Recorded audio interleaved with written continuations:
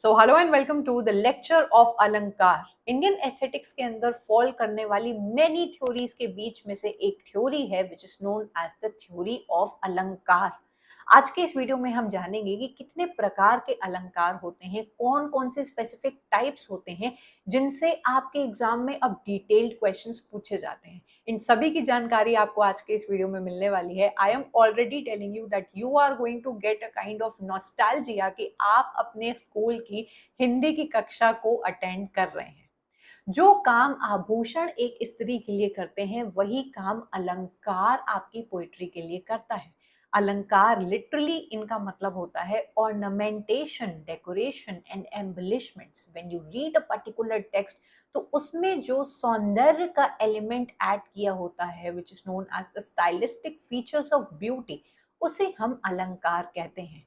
अलंकार के होने की वजह से आपका एक पीस ऑफ टेक्स्ट, एक पीस ऑफ पोइट्री आपको रस की अनुभूति देता है और ज्यादा एस्थेटिकली प्लीजिंग लगता है। इंडियन रिटोरेशंस एंड क्रिटिक्स का ये मानना है कि जब हम एक पोइट्री को लिख रहे हैं, एक पीस ऑफ लिटरेचर को लिख रहे हैं, तो हमें सिर्फ मीनिंग कन्वे नहीं करना है, we also want our audience to feel the beauty and that beauty is achieved through alankar which is ornamentation. Classical Sanskrit rhetorical devices जिन्हें हम अलंकार कहते हैं, उसको डिस्क्राइब किया है हमारे कई सारे क्लासिकल राइटर्स और उनके क्लासिकल टेक्स्ट के अंदर। भरत मुनि के नाट्य शास्त्र में आपको देखने को मिलेगा, बमा के काव्य अलंकार में आपको अलंकार के बारे में देखने को मिलेगा, डंडन के काव्य दर्शा में देखने को मिलेगा, आनंद वर्धना के ध्वन्य लोका में एंड ममता के काव्य प्रकाशा में। आपको ये लर्न करने की जरूरत नहीं है, you just need to know कि अलंकार थ्योरी आपके major classical text and major classical rhetorations and writers के वर्क में आपको देखने को मिलती है as one of the major theories जो एक काम को खूबसूरत बनाती है। अब जब हम इनके टाइप्स के बारे में बात करते हैं तो अलंकार को ब्रॉडली टू कैटेगरीज में डिवाइड किया जाता है। सबसे पहला है शब्द अलंकार, जो कि साउंड पर आधारित होता है। कोई भी गाना जब आप सुनते हैं तो उसकी कौन सी लय, उसकी कौन सी रिदम आपको सुनने में इतनी खूबसूरत लगती है that you can not forget a particular song, वो आपका साउंड बेस्ड ऑर्नामेंटेशन होता है। दूसरा है अर्थ अलंकार, जब आपको लिरिक्स इतनी खूबसूरत लगती हैं कि उसके शब्द मानो आपके दिल को छू जाते हो, that is known as the sense based और मीनिंग बेस्ड ऑर्नामेंटेशन। ये दोनों मिलके आपकी मेन कैटेगरी बनते हैं काव्य शास्त्र के अंदर, जो मैनी क्लासिकल राइटर्स ने एक्सेप्ट किया है एंड अपने क्लासिकल टेक्स्ट में इसके बारे में लिखा है। आइए अब जानते हैं शब्द अलंकार को थोड़ा सा और डिटेल में, ताकि हम लोग एक्चुअल में अलंकार को एंजॉय कर पाए। एज आई सेड, शब्द अलंकार का मतलब है शब्द या साउंड, जो आवाज आपके कानों में पड़ रही है उसे आप शब्द अलंकार बोल सकते हैं। शब्द अलंकार के अंदर आपका जो फोनेटिक अरेंजमेंट होता है, जो रिपीटिशन होता है, rhyme, rhythm and acoustic beauty, everything that is pleasing to your ears, आप सुन पा रहे हो, उसकी रिपीटिशन को एंजॉय कर पा रहे हो, उसकी रिदम को एंजॉय कर रहे हो, उसे हम शब्द अलंकार के अंदर डालेंगे। यहाँ पे जो ऑर्नामेंटेशन है वो अपीयर करता है शब्दों के चेंज होने की वजह से। आप अपने शब्दों को कुछ इस तरीके से प्लेस करते हो कि चाहे उसमें आप मीनिंग नहीं ढूंढने की भी कोशिश कर रहे हो, तब भी वो आपके कानों को काफी ज्यादा प्लीजिंग लग रहा है। चंचल चित्त चतुर चित्र बनावे, तो यहाँ पे आपको ये जो च च च का रिपीटिशन देखने को मिलता है वो एक वर्ड को खूबसूरत बना सकता है।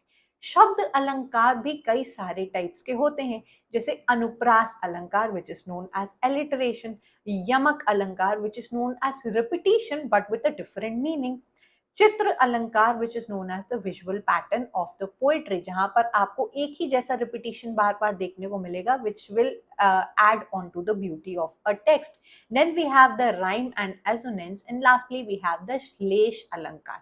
क्या इसकी कैटेगरीज आपको याद होनी चाहिए? अगर आप याद कर सकते हैं तो आपको कैटेगराइज करने आना चाहिए कि ये वाला जो अलंकार है वो शब्द अलंकार के अंदर आया and the other list that I will give you वो अर्थ अलंकार के अंदर आएगा। थोड़ा सा हम लोग इन अलंकारों के बारे में भी जानते हैं, बिकॉज एक्चुअल क्वेश्चन आपके इन पर्टिकुलर इंडिविजुअल अलंकार से ही पूछे जाते हैं। अनुप्रास अलंकार which is known as alliteration, हम इंग्लिश में भी पढ़ते हैं, इज द कॉन्स्टेंट और consecutive repetition of your consonant sounds. जितने भी हमारे कॉन्सोनेंट्स होते हैं उनको अगर आप कुछ एक पैटर्न में प्लेस कर देते हो तो वो ऑटोमेटिकली आपकी किसी लाइन को या पीस ऑफ टेक्स्ट को ब्यूटीफुल बना देता है। सी शेल्स बाय द सी शोर, ये टंग ट्विस्टर्स होते हैं, कोई कोई लोग इसको बहुत जल्दी बोल लेते हैं, but there are some people जिनको बहुत प्रॉब्लम होती है इसको बोलने में। So these are your alliteration. Sanskrit में इन वर्णों को, जब लेटर्स को आप एक साथ लगाते हो तो वो सुनने में या पढ़ने में बहुत खूबसूरत लगते हैं। मधुर मधुर मुरली माधव बजावे, तो यहाँ पर आप ये जो म का रिपीटिशन देख रहे हो उसे हम एलिटरेशन बोलते हैं। नेक्स्ट आता है यमक अलंकार, जहां पे रिपीटिशन तो शब्दों का आपको दिख रहा है लेकिन उसका मतलब बदल जा रहा है। Same word repeated but conveying different meanings, जैसे the present is a present from the past. अब देखो प्रेजेंट एंड प्रेजेंट बार बार आ रहा है but it is having a different meaning. Hindi में ये काफी मतलब फेमस है कि उस पूत सपूत तो क्या धन संचय, सूत कपूत तो क्या धन संचय। मतलब अगर आपका पुत्र अच्छा पुत्र है तो आपको धन बचाने की जरूरत नहीं है, लेकिन अगर आपका जो पुत्र है वो एक अच्छा पुत्र नहीं है तो उसके लिए धन बचा के करोगे ही क्या, वो वैसे भी उसको उड़ा देगा। सो द आइडिया इज कि आपके उन्हीं वर्ड्स को बार बार रिपीट करके but with a different meaning आपकी पोएट्री में इसको दिखाया जाता है। देन आता है अर्थ अलंकार। अर्थ अलंकार नाम से ही आपको समझ में आ रहा है, ये सेंस पर बेस्ड है, मीनिंग पर बेस्ड है एंड ओवरऑल आइडिया पर बेस्ड है। अर्थ अलंकार operates on the conceptual and semantic beauty. Semantics as one of the branches of linguistics काम करता है मीनिंग के ऊपर। जैसे हम लोग शब्द अलंकार में पैटर्न्स एंड रिदम्स बनाने की कोशिश कर रहे हैं शब्दों को रिपीट करके या फिर कॉन्सोनेंट्स को रिपीट करके, यहाँ पे आपका जो ब्यूटी है वो आपके मीनिंग के थ्रू आती है। Ornamentation remains same even if wording changes because beauty lies in the idea structure। यहाँ पर आप शब्दों पर रिलाय नहीं कर रहे हो कि मैं कुछ सेट ऑफ पैटर्न्स को रिपीट कर दूं तो मेरा काम या तो मेरी पोइट्री खूबसूरत हो जाए। यहाँ पे आप ओवरऑल मीनिंग पर बेस्ड काम कर रहे हो। Beauty arises from the thought pattern and not from your sound pattern. अब आपके जो मेजर टेक्स्ट है उसमें 35 अर्थ अलंकारा को बोल सकते हैं आइडेंटिफाई किया गया है, जिसमें से सब आपको लर्न करने की जरूरत नहीं है। कुछ ऐसे इंपॉर्टेंट हैं जो आप यहाँ पर देख सकते हैं, विच इज उपमा अलंकार, रूपक अलंकार, उत्प्रेक्ष्य अलंकार, दीपक अलंकार, विरोधा अलंकार। वी हैव व्याज स्तुति, वी हैव सहोक्ति, वी हैव अतिशयोक्ति, देन वी हैव अप्रस्तुत प्रशंसा एंड देन वी हैव निदर्शनम। इसमें से कुछ जो बहुत इंपॉर्टेंट हैं जो आपके एग्जाम में पूछे गए हैं उसको हम लोग एक बार डिस्कस कर लेते हैं।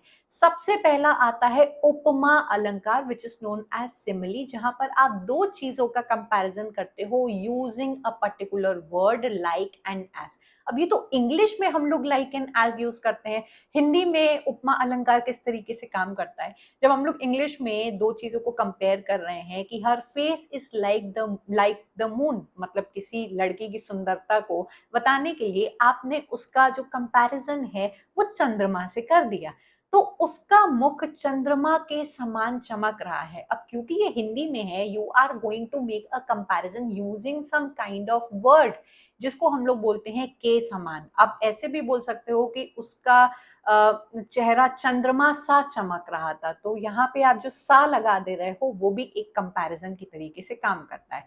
अब व्हाट स्टूडेंट्स डू इज कि वो सिर्फ इतना पढ़ के चले जाते हैं, पर आपका एग्जाम आपसे बहुत डिटेल में अब क्वेश्चंस डिमांड कर रहा है एंड ऐसे ट्विस्टर्स आपसे पूछ रहा है जो बच्चों ने नहीं पढ़े होते हैं। दैट इज वेयर हम लोग इसकी और डेप्थ में जाते हैं, जो कि उपमा अलंकार के और भी ज्यादा डीप में बात करता है।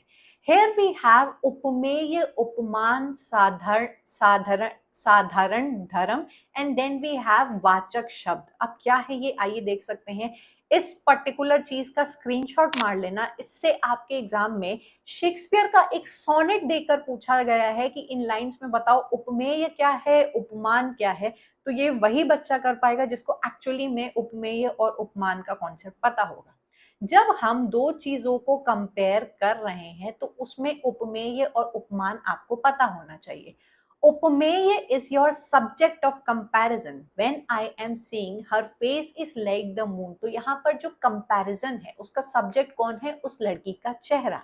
स्टैंडर्ड ऑफ कंपैरिजन क्या है? मतलब कि उपमान, आप किसकी उपमा दे रहे हो?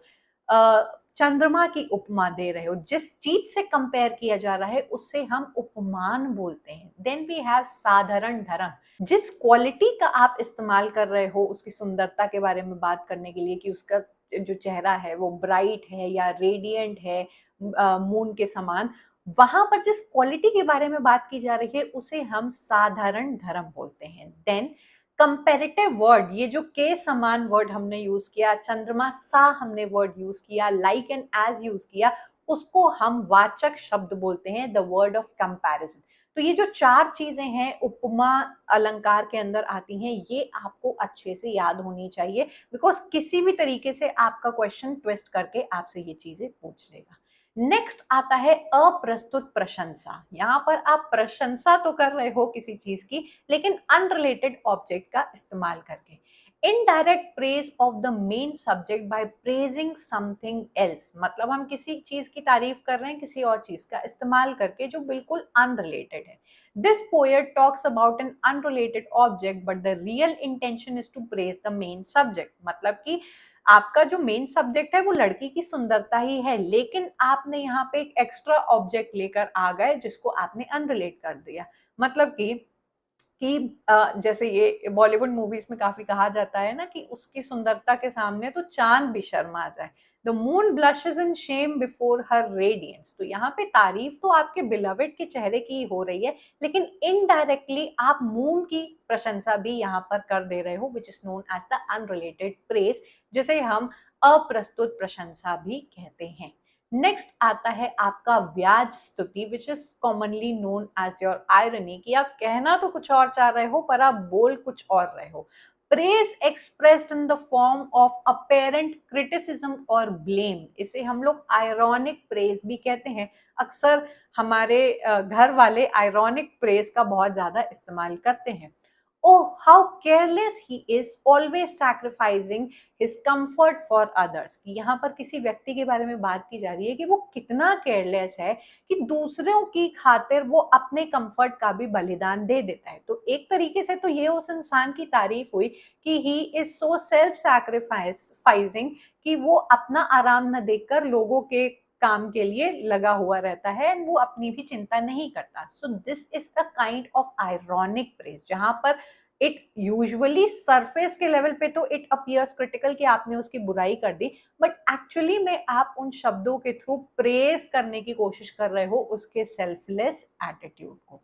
नेक्स्ट आता है आपके अर्थ अलंकार में रूपक अलंकार, which is very commonly known as your metaphor. This is the direct comparison और direct identification of two objects. She is the moon of my life. वो मेरी लाइफ का चंद्रमा है. देखो डिफरेंस है. She her moon is like the, her face is like the moon, जो कि सिमिली है. यहाँ पे आपने डायरेक्ट कंपैरिजन कर दिया, वह मेरे जीवन का चांद है, मतलब सच, so much in love. Then आता है अतिशयोक्ति. अतिशयोक्ति का मतलब होता है बातों को जबरदस्ती बढ़ा चढ़ा के बोलना इमोशनल इफेक्ट के लिए. इस अलंकार का अक्सर राइटर्स इस्तेमाल करते हैं ड्रामेटिक इफेक्ट दिखाने के लिए कि भाई I cried oceans of tears for him but he didn't even care. मैंने उसके लिए, जैसे वो गाना है ना कि मैं 7 समंदर पार करके तेरे लिए आ गई, तो are you actually crossing the 7 oceans for him? You are not doing that. It is a type of exaggerated speech way you are trying to tell कि आपने कितने एफर्ट्स किसी का प्यार पाने के लिए किए हैं, समवॉट लाइक दैट. तो इसे हम लोग अतिशयोक्ति या हाइपरबोल भी बोलते हैं. नेक्स्ट आता है निदर्शनम. अब ये जो है वो इस्टेब्लिश करता है similarity by showing parallel consequence of the result. ये थोड़ा सा अजीब टाइप का आपका अलंकार है, ये मैंने भी कभी नहीं पढ़ा था, it is new for me, but आइए हम लोग इसको देखते हैं.